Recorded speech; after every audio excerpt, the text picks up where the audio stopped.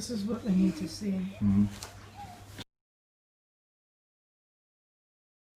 Maddox appears to be a normal 3-year-old boy, but Maddox suffers from intellectual disability.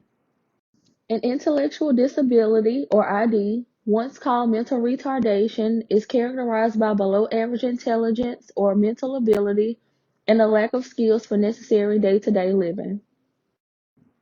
What does intellectual disability look like?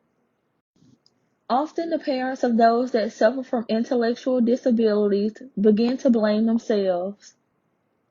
Had a great pregnancy, good labour, just delighted that we've had a little girl after having 2 boys, and all of a sudden she was whipped away.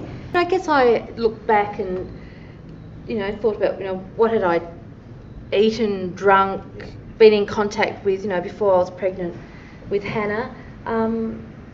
But no, I was really quite comfortable that I'd done all the right things during my pregnancy, before my pregnancy.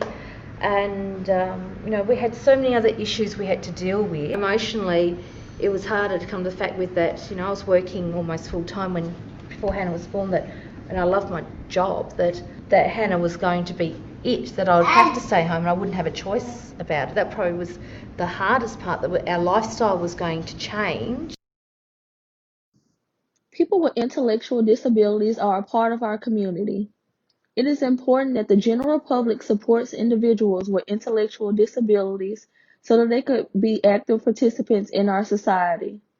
Of course, when a child is born with an intellectual disability, the entire family is impacted. Meet Tanisha.